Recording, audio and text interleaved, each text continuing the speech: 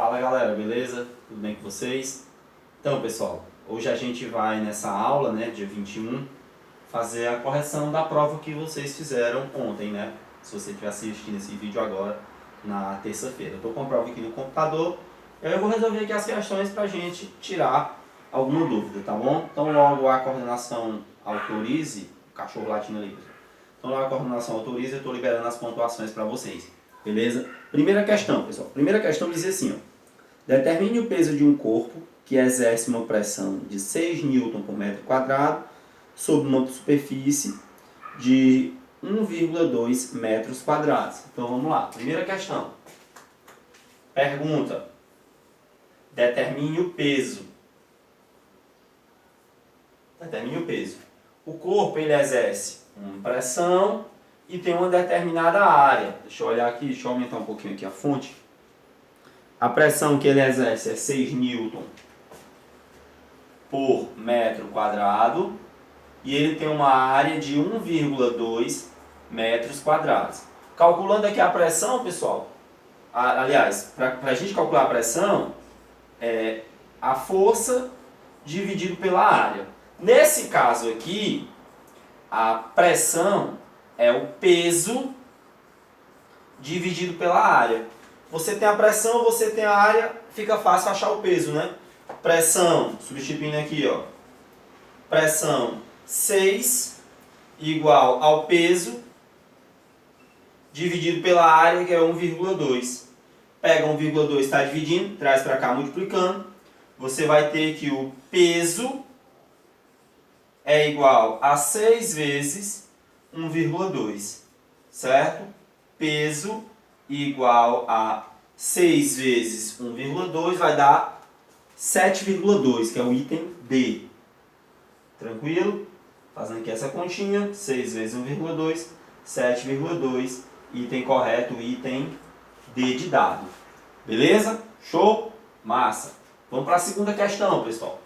A segunda questão dizia o seguinte: determine a área da superfície a qual atua um corpo de 3 N que exerce uma pressão de 0,2 N por metro quadrado.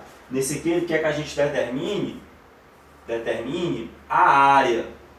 Quais as informações que ele dá? Ele diz que o corpo tem um peso de 3 N, peso igual a 3 N, e ele exerce uma pressão igual a 0,2 N por metro quadrado. Beleza? Mesmo esquema, pessoal, vamos usar essa mesma expressão aqui. Pressão é força dividido pela área. Nesse caso aqui a força é o próprio peso. Então fica peso dividido pela área, você tem a pressão. Ele quer encontrar a área. Eu tenho a pressão e o peso. Pressão, substituindo aqui, ó, nessa expressão aqui, né? Pressão 0,2 igual ao peso, que é 3, dividido pela área. Para achar a área, pega esse A que está aqui embaixo dividindo, passa ele multiplicando. Vai ficar 0,2 vezes A igual a 3. A é igual a 3 dividido por 0,2. Né? O A que estava dividindo vem para cá multiplicando. Agora pega o 0,2 que está multiplicando, passa dividindo. 3 dividido por 0,2. Multiplica, pessoal, em cima e embaixo por 10, para acabar com essa vírgulazinha aqui, fica 30 dividido por 2. Ou seja, essa área é de 15 metros quadrados, né? 30 dividido por 2, 15 metros quadrados. Que seria o item correto? Item D também, tá? Então, nessa primeira questão, item correto, item D. Na segunda questão, o item correto também é o item D. Beleza? Vamos para 3. 3 diz assim, ó. É desejado produzir uma grande pressão sobre um pedaço de madeira para que ele possa ser perfurado por um prego. Dessa forma podemos. Aí é a questão teórica, né? E tinha as opções aqui, ó. Aí ele diz, aumentar a área de contato do prego com a madeira. Questão 3, fazer aqui um esboço. Pressão é igual a força dividido pela área. Se eu aumentar essa área, É como se eu estivesse querendo furar um prego fininho e depois passasse por um prego mais grosso. Não vai me ajudar em nada a perfurar, então não é aumentar a área. No item D, diminuir a densidade do prego. Densidade, pessoal, é a concentração de massa. Um prego ser mais leve ou menos leve não vai fazer muita diferença, uma vez que o meu objetivo não é analisar o peso do prego, e sim a capacidade que ele tem de perfurar. Diminuir a força aplicada sobre o prego? Não, você começa a bater nele com menos força, não vai adiantar de nada, né? Porque a pressão é a força dividida pela área. Tem a ver com a força, então diminuir a força não vai resolver. Diminuir a área de contato do prego com a madeira? Sim. Se você diminuir a área, você está com esse valor aqui muito pequeno. Então a gente viu, quando eu diminuo a área, eu aumento a pressão. É só você pensar num prego, em vários pregos juntos e um prego junto. Pense em várias agulhas juntas e pense em uma agulha junta. Uma agulha tem uma área de contato muito menor, consequentemente exerce uma pressão maior. Então o item correto aí também, aí galera, questão 3, o item correto também é o item D. Beleza? E o item E, ele dizia para aumentar o volume do prego, não tem nada a ver. Beleza? Questão 4. Quarta questão, galera. Hoje já estamos na quarta questão. Uma força F de intensidade 20 newtons. Então, tem uma força de 20 newtons. Deixa eu ver aqui da frente. Pronto. Força de 20 newtons é aplicada a uma caixa, deslocando a 3 metros na direção e no sentido dessa força. Então, essa força é aplicada em uma caixa e essa caixa se movimenta por 3 metros. Então, a distância que ela percorre, 3 metros. Esse deslocamento acontece em 4 segundos. Igual a 4 segundos. Determine a potência média desenvolvida. Ele quer saber a potência. Ele quer saber qual é o valor da potência. Nós vimos, pessoal, que a potência é igual ao trabalho dividido pelo tempo. Trabalho dividido pelo tempo é a potência. E que o trabalho é a força vezes o deslocamento. Então, a potência vai ficar igual trabalho dividido pelo tempo. Trabalho dividido pelo tempo. Mas quem é o trabalho? Força vezes deslocamento. Então, F vezes D dividido por ΔT. Aí é só substituir, né? F, 20. Deslocamento, 3. Intervalo de tempo, 4. Já está tudo no SI, ó, metro, segundo e newton. É só fazer essa conta aqui, ó. E a gente vai ter que a potência é igual 20 vezes 3, 60. Dividido por 4, 15. 15 watt. Certo, galera? Item correto aí seria o item, questão 4, item correto, item B. B de bola. Deixa eu ver se gravou esse canto aqui. Gravou. Os pincéis estão um pouco apagados, pessoal, porque eu não tive tempo de ir na escola. Eu estou evitando, né, sair de casa, então hoje, depois aqui, eu vou à tarde a calcaia e eu dou um jeitinho de recarregar os pincéis. Tranquilo? Vou passar para a próxima. O meu apagador também já foi embora, tá apagando com esse pano velho feio aqui, mas que apaga bem direitinho. Melhor até mesmo do que com o apagador. Então bora lá para quinta questão agora, né? Deixa eu terminar de limpar isso aqui. Pronto, rapaziada. Bora lá para a quinta questão. O que diz na quinta? Ver se esse outro pincel aqui tem mais tinta, galera. Um carrinho de supermercado é empurrado em um plano horizontal por uma força de 500 newtons.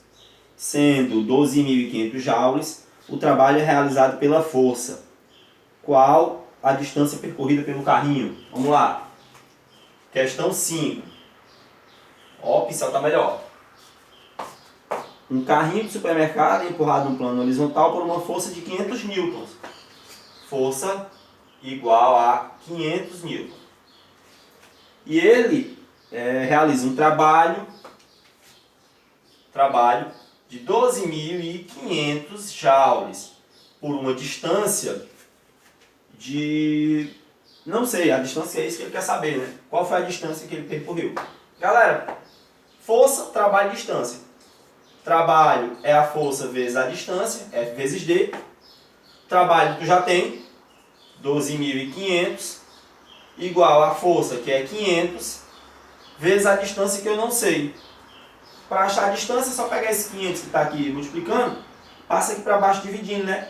Fica 12.500 dividido por 500, igual a distância. Distância é igual, aí elimina esse 0 e esse 0, este 0 e este 0, 125 dividido por 5, que é 25 metros. Tranquilo? Item correto aí, item C. Questão 5, item correto, item C. Galera, questão 6 é a questão teórica, né? Vamos lá. No século XVII, uma das interpretações para a natureza do calor considerava um fluido imponderável que preenchia espaços entre os átomos dos corpos quentes. Essa interpretação explicava corretamente alguns fenômenos, porém falhava em outros. Isso motivou a proposição de uma outra interpretação, que teve origem nos trabalhos de Mayer, Hanford e Joule, entre outros pesquisadores. Com relação aos conceitos de temperatura, calor e trabalho atualmente aceitos pela física, avalie as seguintes afirmativas. Então ele fala aí a respeito do trabalho, calor e temperatura, né? Como é que a galera entendia isso antigamente. E tem 3 afirmações aí que a gente vai julgar se são verdadeiras ou falsas. A primeira, temperatura e calor representam o mesmo conceito físico. Isso é falso, galera. Na questão 6, a primeira afirmação aí, ó, tá errada.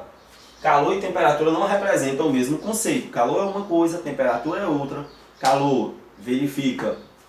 Temperatura verifica o grau de agitação das moléculas, enquanto o calor é uma energia térmica em trânsito, né? Uma energia térmica em movimento, que passa de um corpo de maior temperatura para um corpo de menor temperatura. O nome desse processo é chamado de calor, né? Esse fluxo de energia térmica.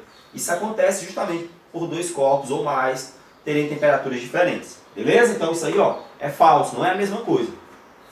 Segunda afirmação, calor e trabalho estão relacionados com transferência de energia. Sim, isso aí é verdadeiro, né? Calor e trabalho estão relacionados com transferência de energia. Calor é a transferência de energia por conta da diferença de temperatura, e o trabalho é o gasto de energia ou recebimento de energia. Isso aqui está entre aspas porque é um conceito mais aprofundado, que a gente vai explorar isso mais lá na frente. Mas por enquanto, a gente sabe que de fato ambos estão relacionados com energia. E a afirmação 3 dizia o seguinte: a temperatura de um gás está relacionada com a energia cinética da agitação de suas moléculas. Sim, verdadeiro. Você tem um gás dentro de um recipiente, certo? Que um gás dentro do recipiente, e a temperatura desse gás está diretamente ligada com a agitação das moléculas, não só do gás, mas de qualquer outro objeto, né? Nós acabamos de ver aqui no primeiro item que a temperatura ela mede, ela verifica, ela mensura o grau de agitação das moléculas. Quanto mais agitadas estiverem as moléculas, maior a temperatura do corpo. Beleza? Então, as únicas duas que são verdadeiras aí é a segunda e a terceira. E aí, analisando os itens, ele diz que o item E, né? O item E é o correto, porque o item E é o único que fala que a segunda afirmação e a terceira afirmação estão corretas. Tranquilo, galera? Questão 6 aí, ó. Show de bola. Vamos para 7. O Sistema Internacional de Unidades adota como unidade de calor o Joule, pois calor é energia, né? Acabamos de ver aí, ó. Até a resposta da questão anterior. No entanto, só tem sentido falar em calor como energia em trânsito, ou seja, energia que se transfere de um corpo para outro, em decorrência da diferença de temperatura entre eles. Assinale a afirmação em que o conceito de calor está empregado corretamente. Então, bora lá. No item A, Um corpo só pode atingir o zero absoluto se for esvaziado todo o calor nele contido.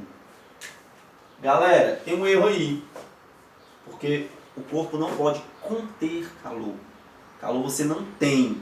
É uma energia que você tem. O nome desse processo de transferência se chama de calor. Então, um corpo não pode armazenar calor. Você não pode dizer, eu estou com muito calor. Porque calor é uma ação. Você não pode ter calor. Então, isso aí está errado. No item B, a temperatura do corpo diminui quando ele perde calor que nele estava armazenado. Também está errado no item B pelo fato dele dizer que o calor estava armazenado no corpo. O corpo não armazena calor. Então, item B também está errado. No item C, o aumento da temperatura de um corpo é indicador de que esse corpo armazenou calor. De novo, é errado, galera. O corpo não armazena calor. Está errado isso aí. A temperatura indica o grau de agitação das moléculas, mas não fala nada a respeito de armazenamento de calor. Até porque o fato de você dizer armazenamento de calor não tem sentido dentro da física. No item D, a temperatura de um corpo aumenta quando ele acumula calor. Também está errado, galera. Não vai acumular calor, beleza? A temperatura de um corpo aumenta quando ele recebe uma transferência de energia. Essa transferência de energia a gente chama de calor. Ele aumenta de temperatura porque aumenta o grau de agitação das suas moléculas. E aí, por consequência, galera, só sobrou o item E, que é o item correto, que diz assim, ó, a temperatura de um corpo diminui quando ele cede calor para o ambiente. E isso é verdadeiro. Você pega lá o seu pizza, né? Pizza quente, vem lá no isoporzinho e tal. Se você deixar ela estampada em cima da mesa e não comer logo, o calor vai fluir para o meio ambiente, né? Para o espaço, para o ar, e ela vai acabar esfriando, ou seja, uma transferência de energia térmica da pizza para o ar. Beleza? Então, o item correto, item E. Na questão 7. Item correto, item E. Vamos para a 8. Que diz na 8. Deixa eu só olhar aqui, tanto que está o vídeo aqui, para não ficar muito extenso, galera. É de boa, nem 20 minutos ainda. Questão 8. A temperatura corporal humana pode variar entre 35 e 42 graus Celsius na escala Celsius. Determine os valores desses limites na escala absoluta Kelvin. Então ele quer saber quanto é, galera. Os limites do corpo humano, 35 Celsius e 42 Celsius. Ele quer saber quanto é isso na escala Kelvin, né? Nós vimos que para passar uma temperatura de Celsius para Kelvin, a temperatura em Kelvin vai ser a temperatura em Celsius mais 273. Então, esse primeiro aqui, galera, temperatura em Kelvin vai ser 35 mais 273, que fica 5 mais 3 é 8. E aqui fica 30, né?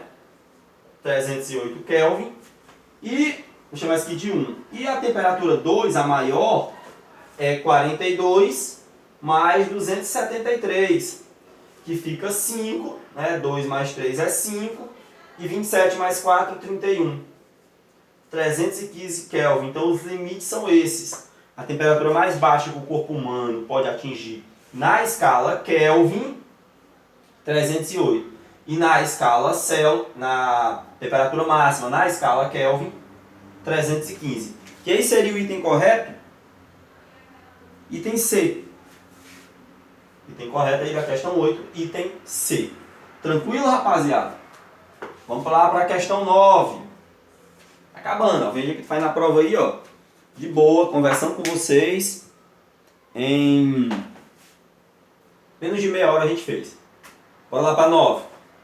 No dia 1º de janeiro de 1997, Chicago amanheceu com a temperatura de 5 Fahrenheit. Essa temperatura na escala Celsius corresponde a...